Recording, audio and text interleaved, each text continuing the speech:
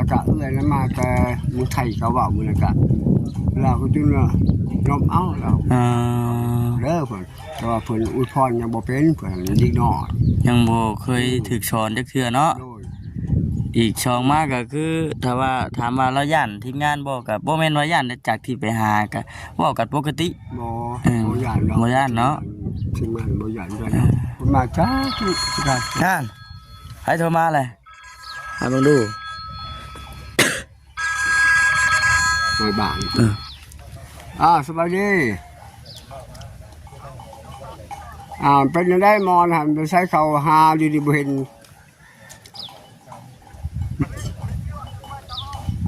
เขาว่าบ่เห็นเดี๋ยวนี้หันจะ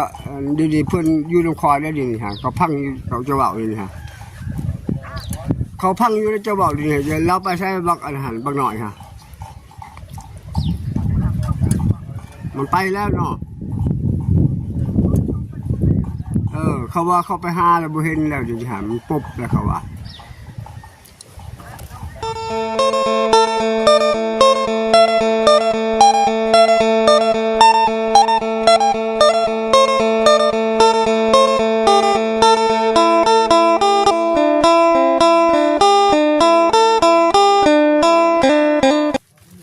พี่น้องเลยเนาะนั่งเปิดคลิปอยู่ในรถก่อนพี่น้องเลยลมพี่น้องเลยเนาะก่อนอื่นกอากาศทักทายสบายดีเลยก็สวัสดีเด้อพ่อแม่พี่น้องFCกันเบิดสุขุสุขคนเนาะพี่น้องเนาะพ่อกันคือเก่ากับบ่าวคำมื้อนี้ก็ได้ยังอยู่ที่บ้านที่เฮือนตู้โจยเพิ่นอยู่พี่น้อยพอดีว่าพากันกินข้าวอิ่มแล้วก็มาเอาลมกับพ่อแม่พี่น้องก่อนจังหน่อยหนึ่งว่าซั่นทวิตก็คิดว่าสิจบจากนี้ประมาณ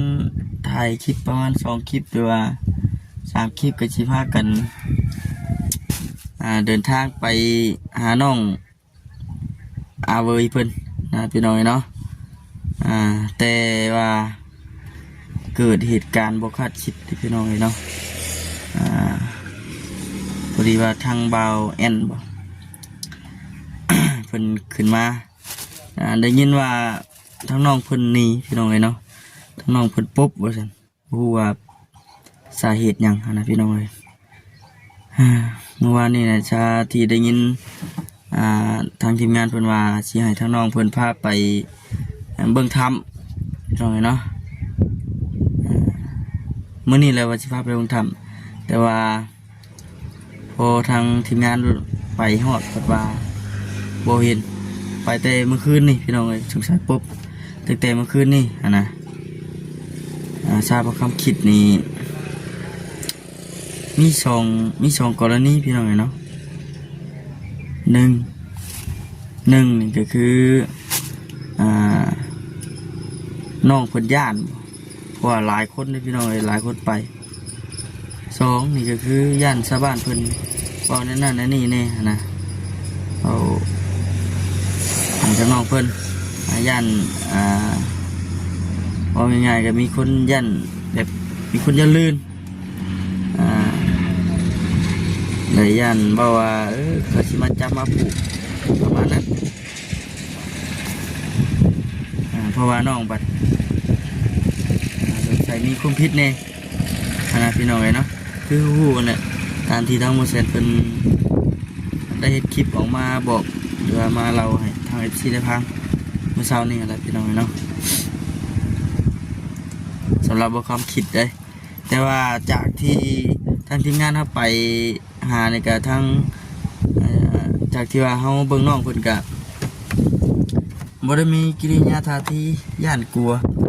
ได้พี่น้องเคินว่าเขาชวนเพิ่นปากเพิ่นเว้าก็ธรรมดาคือคนปกติเนี่ยแหละปัญหาก็คือถ้าโมเมนต์กรณีนี้ก็ย่าน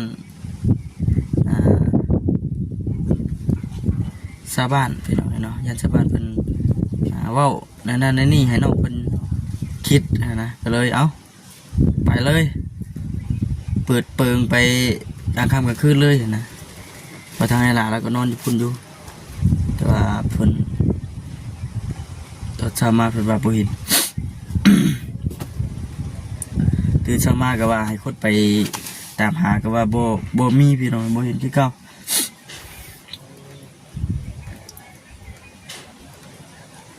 อันน่ะพี่น้องมันเลยเกิดความสงสัยกันอยู่เพราะฉะนั้นลงพี่น้องไปไปขอโทษลมแล้ว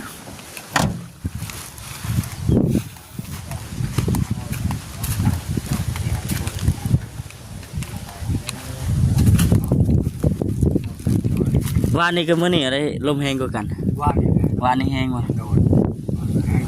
สบายดีนะตัวเด้อกินข้าวอิ่มเรียบร้อย โดย กลับยังไงมื้อนี้ ไล่เลย หลายนับบ่คูเลย ยังกูยังไม่ใช่ปิ้งไก่จังปิ้งเอง เออ ตามสิ เมื่อยบ่ชวนเว้าได้นี่เมื่อยอยู่บ่ บ่ บ่เมื่อยจัง บ่ เออแฮงม่วนดิ แห้งม่วนแห้งม่วนแล้ว เห็นว่าเจ้าผู้นั้นถามผู้นี้ถามอยู่เจ้า โอ้พอแห้งมักแล้ว มักบ่ โดยหมูคูมาลายแห้งม่วน เออนี่ได้ปูนที่ว่าทั้ง โอ้ย เดี๋ยวนะพี่น้องเนาะได้ปูนที่ว่าเพิ่นนั้นซื้อมามื้อนี้ถ้าบ่แสนบ่ซื้อมามื้อนี้ป้าจะพาลูกยางไปเบิ่งกันนั่นไปกินข้าวอิ่มแล้วก็พากันหาเลาะเบิ่งก่อนพี่น้องเอ้ยเนาะ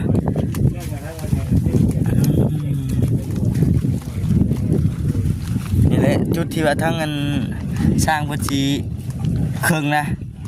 นี่บ่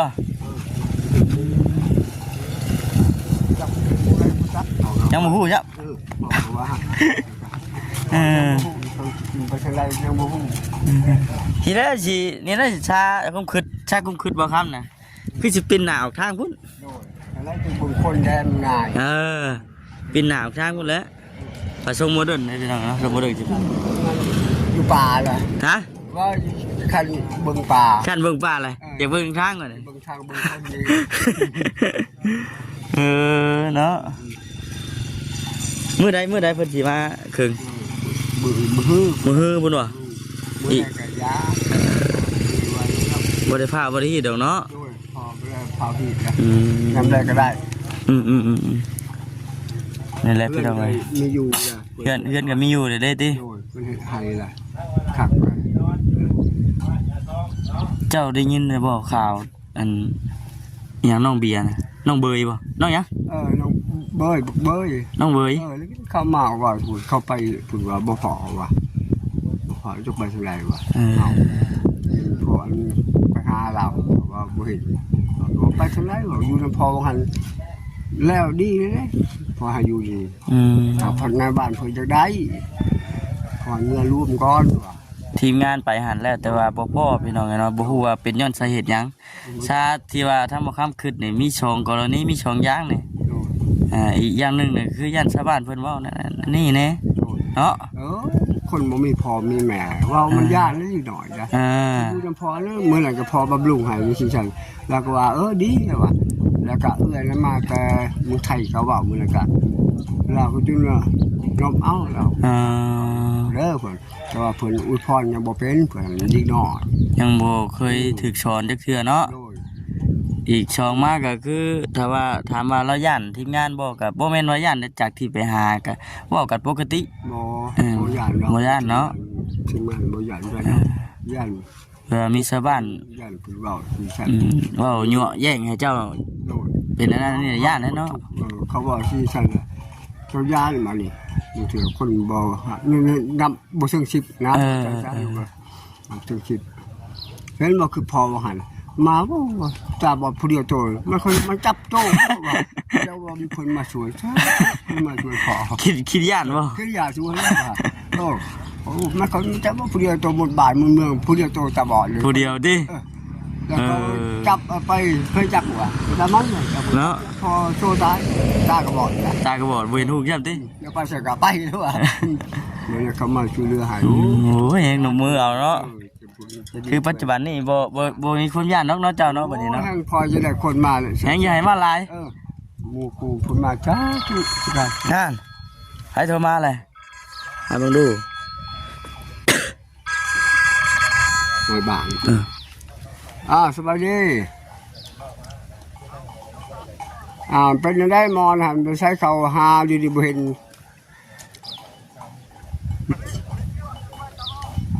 เขาว่าบ่เห็นเดินหันจะ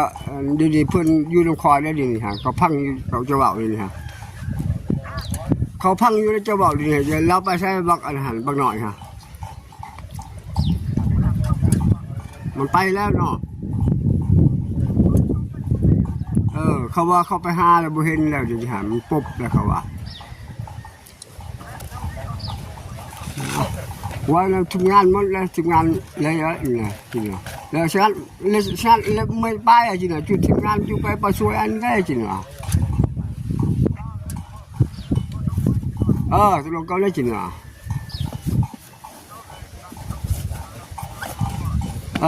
เจอเลยป้าบอกว่าประช่วยอันจริงๆจะเปลี่ยนป้าจริงๆอะไรเขาจะมาบังโดฉันเพื่อจะเดี๋ยวหูจักว่ามาอยู่เฮือนบ่หรืออยู่ไซส์อย่างนี้หันเขาจะไปช่วยเรือเล่าหันอย่างนี้หันนะ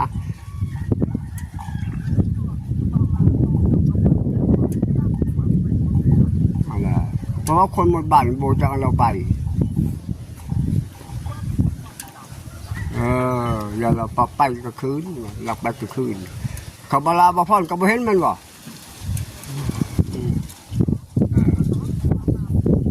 เขายังอยู่คุณแล้วเขายังหาบึงอยู่ดีนี่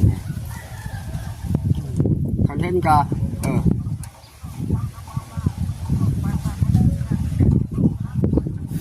ดีนี่จะโทรหาเขาบาลาดูเขาเห็นแล้วบอกลืมแล้วดีนี่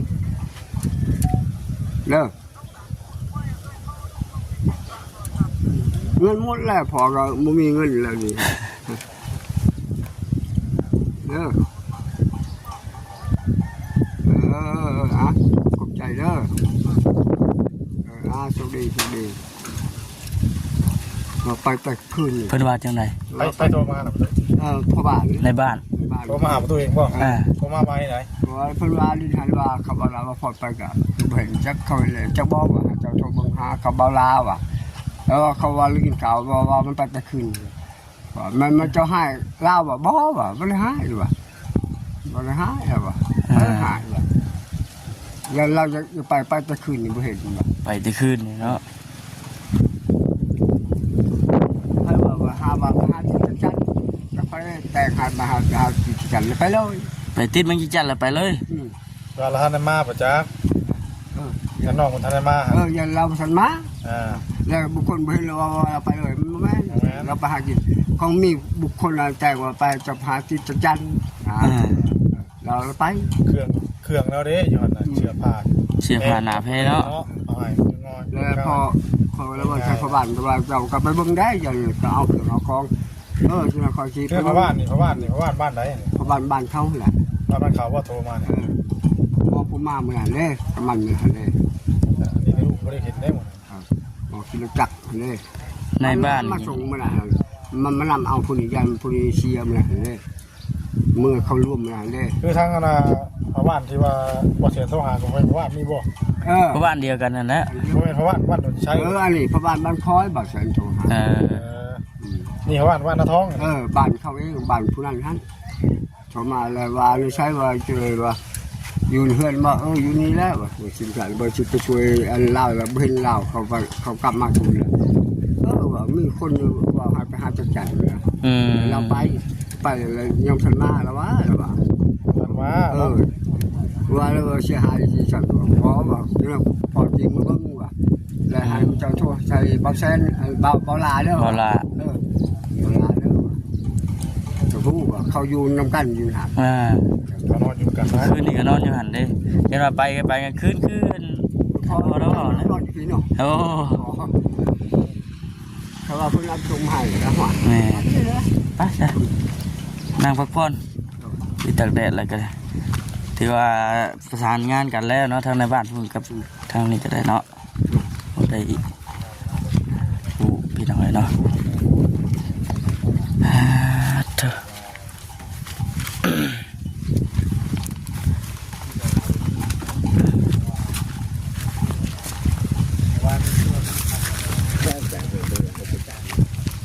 เต็งว่าสินอนเว้นแหละว่าสินอนเว้นว่ะดีเด้อแล้วมีคนแต่งมาให้ติ๊บเป็นกี่จันมาฉันมีคนแต่งแล้วไปติ๊บเป็นกี่จันเป็นมาแล้ว จักแล้วยังทันมาเนาะเนาะ ให้ตัวใช้บ่ละ ในบ้านโทรมาหาช่วยเพิ่นว่า เล่นไพ่แต่งไปจุดแจงเล่นไปมันจะนอนเนาะเดี๋ยวมันนอน นอนเติบอิ่มแล้วจังสิได้กลับมาเนาะ โอ้จังเลยลุงปลาลุงรู้จัก ว่า ลุงเล่าบ้านเองเนาะ ในบ้านมันโทรมาบ่บ่ เพราะว่าถ้าที่นี่เขาจะไปช่วยเล่านี่ครับแล้วเขาชิ้นงานเขา จะโทรไปหาเราบ่ บ่ในบ้าน หมดแล้วสักพี่น้องเลยในบ้านน้องเลยโทรมาหา จะได้กระเซ็นคำช่วยเล่าคือกัน นี่ เขามาคือมาเรียกขอย คักบ่ คุณบอกน้ำเราได้บ่กิน ว่าแล้วว่าแล้ว เบิ่งไปก่อนซะเนาะตัวนี้น่ะอาจจะเป็นตอนทั้งในบ้านก็บ่จักคือกันบ่ บอก ในบ้านก็บ่ฮู้นะว่าอันใดแต่ว่าเราสิออกไปเบิ่งเนาะพ่อเนาะเราสิออกไปเบิ่งเยอะเลยว่ะเนี่ยเราไปก็ไปกลางคืนลักไปกลางคืนนั่นแหละ เออแล้วเนี่ยมันก็เราตำรวจก็คุณกับเล่าเลย เราบัดนี้แหละมันโทรมาหาเองเลยบัดนี้พอดีทั้งแต่พอว่าสิไปช่วยอยากได้มาอยู่นำ ยัง โยเนาะนี่ยินข่าวว่าจังซั่นจังซี่บัดบ่สบายใจเนาะ คอยจะเล่าให้มาอยู่นั่งพอดี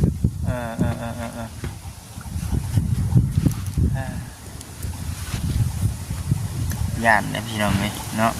เนาะเอาโอเคฉันจะจบคลิปก่อนแม่นรายการ น้องน้ำฝนนี่เด้ โอเวอร์เซตเพิ่นยังโอลมอยู่นี่โมเมนต์บ่นี่โอเคอ่ะ เนาะเอ้ย เชื่ออันนี้นะจ๊ะโอเคพี่น้องจะรายการสิจบคลิปก่อนบัดทีนี้ขอบคุณเด้อพี่น้องเอ้ยเนาะโอเคพี่น้องสบายดี โดย